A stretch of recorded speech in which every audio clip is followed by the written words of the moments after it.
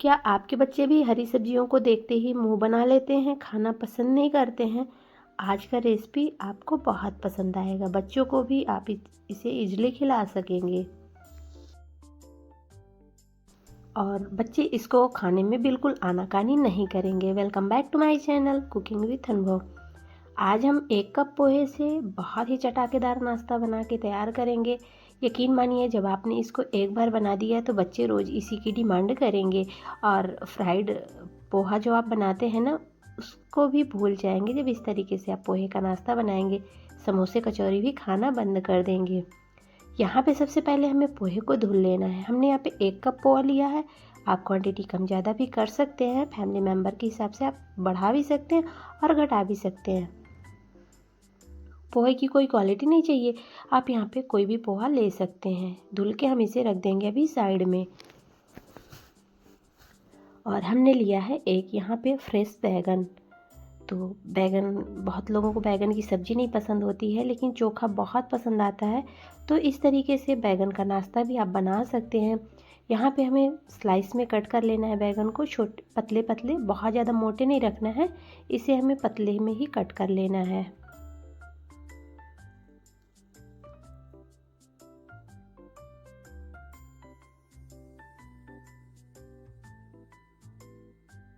तो फ्रेंड्स, बहुत ही अच्छा ये नाश्ता बन के तैयार होता है और यकीन मानिए बच्चों को भी ये बहुत पसंद आएगा और बड़ों को भी ये बहुत पसंद आएगा।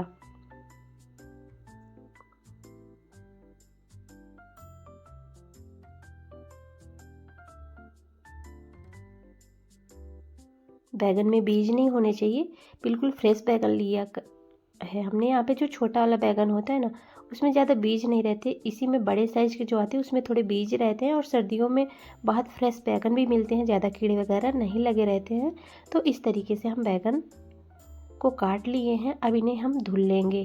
थोड़ा सा हल्दी वाले पानी में भी आप डाल सकते हैं, अगर टाइम लग रहा है तो थोड़ा सा पानी में हल्दी डाल के तब डालें, नहीं तो बैगन काले हो जाएंगे। लेकिन मैंने तुरंत से ही बनाया था तो इनको मैंने सिंपल पानी में ही डाल दिया था। अब यहाँ पे देखिए, जब तक हमने बैगन कट किया तब तक हमारे ये पोहा भी रेडी हो गए हैं। देखिए कितने अच्छे से मैश कर रहे हैं। तो चलिए अब यहाँ पे हम कुछ चीज़ें ऐड करेंगे। सबसे पहले हम लोग डाइजेशन के लिए अजवाइन यहाँ पे डाल देते हैं। अगर आपको नहीं पसंद है आप यहाँ पे कलौंजी भी डाल सकते हैं, लेकिन अजवाइन ज़रूर डालिएगा, डाइजेशन में हेल्प करता है, टेस्ट भी इन्हेंस होता है। अब यहाँ पे कुछ वेजेस डालेंगे, जो कि हमने थोड़ा ही नाश्ता बनाना है तो थोड़ा हम सब्जियों को भी ले रहे हैं। प्याज, पत्ता गोभी, गाजर, हरी मटर, जो जो सब्जियाँ आपके पास हैं आप यहाँ पे सारी सब्जियाँ डाल सकते हैं। मैंने यहाँ पे थोड़ा सा शिमला मिर्च भी ले लिया है।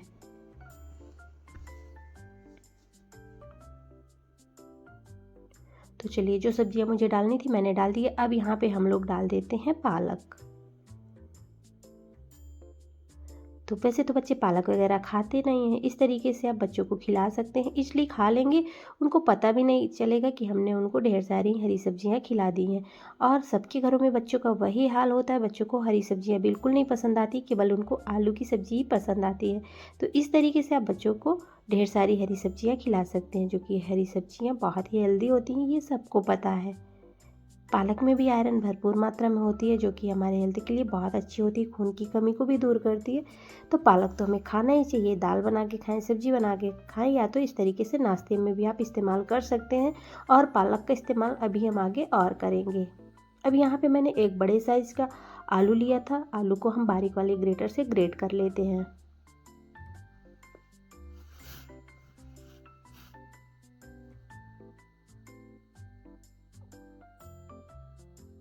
तो चलिए फ्रेंड्स, यहाँ पे कुछ स्पाइसेस भी ऐड कर देते हैं अपने टेस्ट के अकॉर्डिंग। आप यहाँ पे चीज़ों को डालिएगा, जो चीज़ें आपको पसंद है वही डालिएगा। हमने यहाँ पे चाट मसाला डाल दिया है, पाव भाजी मसाला डाल दिया और नमक डाल दिया है।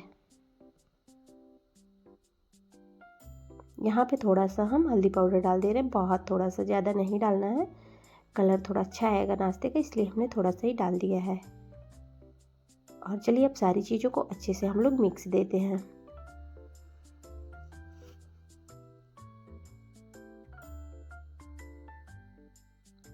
तो यहाँ पे जो हमने पोहा लिया है, जिसे हम लोग चिवड़ा बोलते हैं, ये पोहा हम लोग जैसे फ्राई करके पोहा खाते हैं ना, वही पोहा है, थोड़ा मोटा रहता है।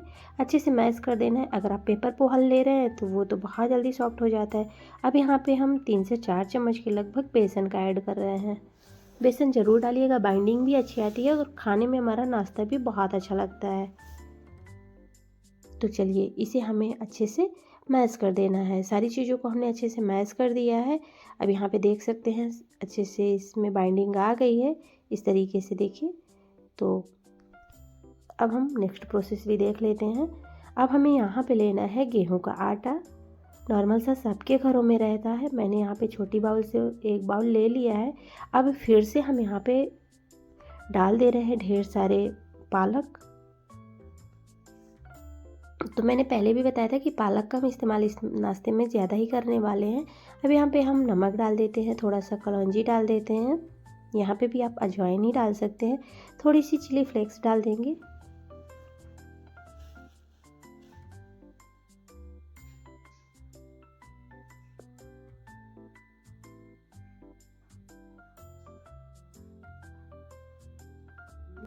तो तीखा अपने टेस्ट के अकॉर्डिंग देख लीजिएगा। अगर आप बहुत ज़्यादा स्पाइसी खाना पसंद करते हैं तो फिर आप नाश्ते में मिर्ची की क्वांटिटी बढ़ा सकते हैं।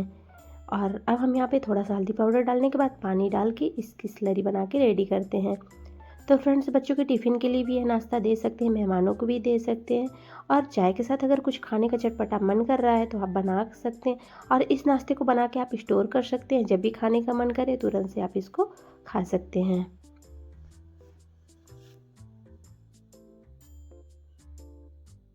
पालक की जगह में आप मेथी भी डाल सकते हैं। सीजन की सब्जियां बहुत सारी मार्केट में आ रही हैं। आप यहाँ पे बथुआ भी डाल सकते हैं। जो चीज़ें आपको पसंद है आप डाल सकते हैं।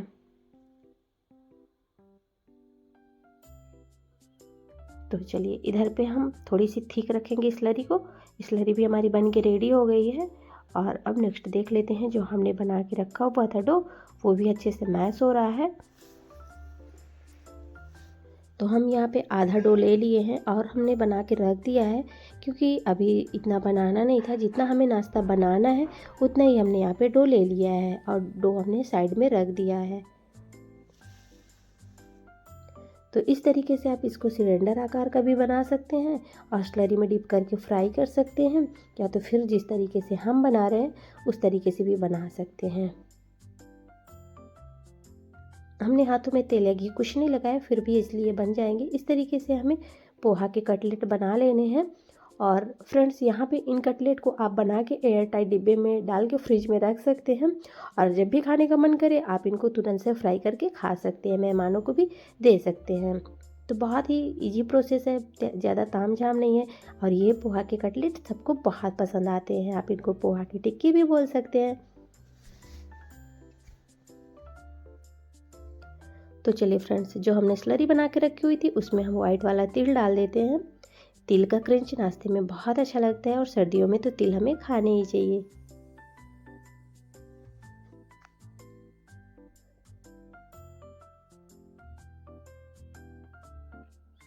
और अब हम डिप करके सारे नाश्ते को फ्राई कर लेंगे। इसी तरीके स्लरी में डिप करेंगे और थोड़ा पालक वगैरह अच्छे से इसमें लगा देंगे और सारे नाश्ते को हम फ्राई कर लेते हैं।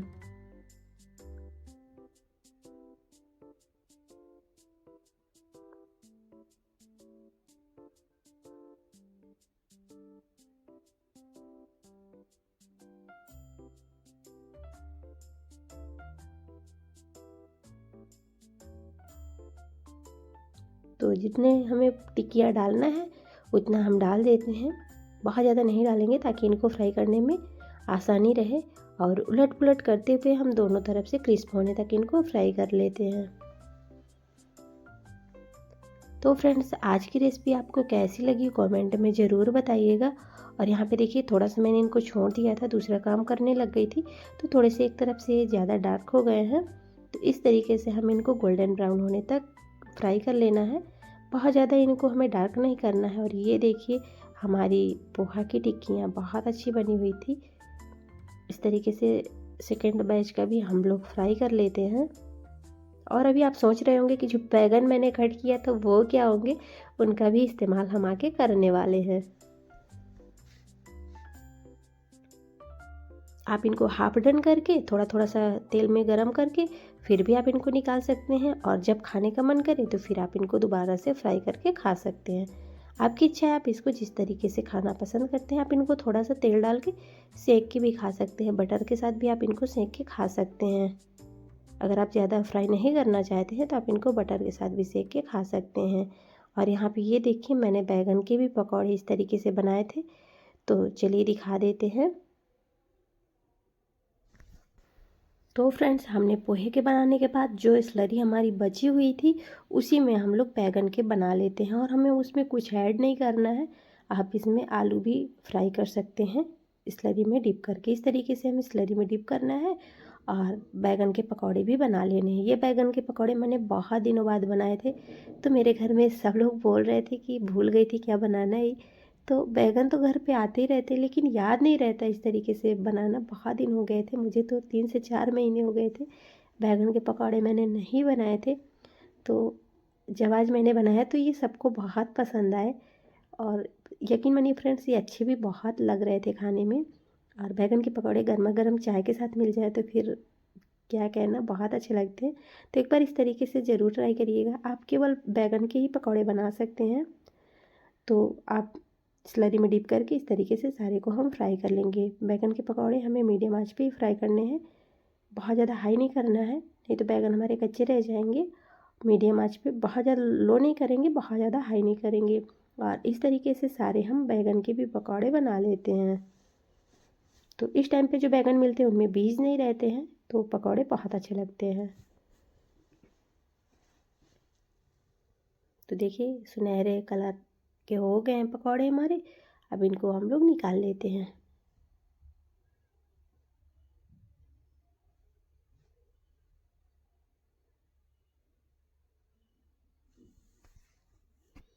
तो फ्रेंड्स, सारे पकौड़े हमारे फ्राई हो चुके हैं।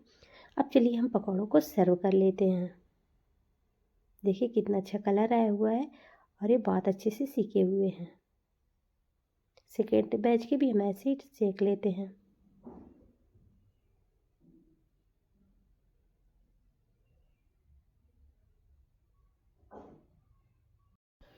तो फाइनली हमारे दोनों तरह के पकौड़े बनके तैयार हो गए हैं। हमने यहाँ पोहा बेसन का भी पकौड़ा बना के रेडी कर लिया है, पोहा की टिक्की के हैं, पोहा के कटलेट के हैं, और ये हमारे बैगन के करारे कुरकुरे पकौड़े बनके तैयार हो गए हैं। तो जब भी कुछ चटपटा खाने का मन करे, झटपट से आप इनको बना सकते हैं। ना तो कुछ भिगोना, ना तो कुछ पीसना, झटपट से पानी में घोलो और बना लो, ऐसा नाश्ता है ये। तो देखिए कितने ये क्रिस्प बने हुए हैं।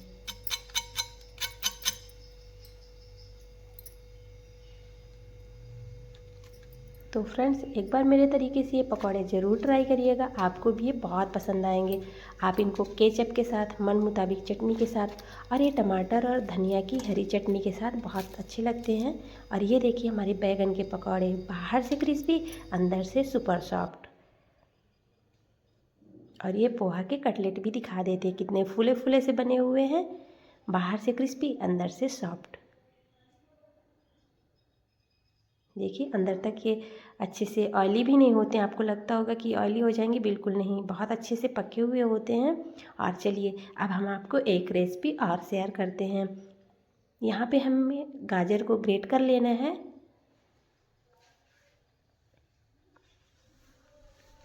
हम यहाँ पे गाजर को बारीक वाली ग्रेटर से ग्रेट कर रहे हैं। आप मीडियम साइज़ के ग्रेटर से भी ग्रेट कर लेंगे तो भी अच्छा रहेगा, लेकिन बारीक वाले ग्रेटर से ग्रेट करने से क्या होता है कि हमारी थोड़ी टाइम की बचत हो जाती है, जो कि हम आगे आपको बताएंगे। और चलिए सारी गाजर को हमने ग्रेट कर लिया है। अब यहाँ पे हम लोग घी डाल देते हैं। 3 चम्मच के लगभग मैंने यहाँ पे देसी घी का यूज किया हुआ है। आप रिफाइंड ऑयल अगर खाते हैं तो वो भी डाल सकते हैं, बटर का भी इस्तेमाल कर सकते हैं। यहाँ पे हमने सारी गाजर को ग्रेट कर लिया है, और गाजर को हम गर्म घी में डाल देते हैं, और हम इसे अच्छे से भून लेते हैं। बारीक वाले ग्रेटर से ग्रेट करने से क्या होता है कि ये अच्छे से सिक जाती है जल्दी, बहुत ज़्यादा टाइम नहीं लगता है। उलट पुलट करते हुए हम इसे अच्छे से भून लेते हैं। इससे क्या होगा, गाजर हमारी अच्छे से गल जाएगी।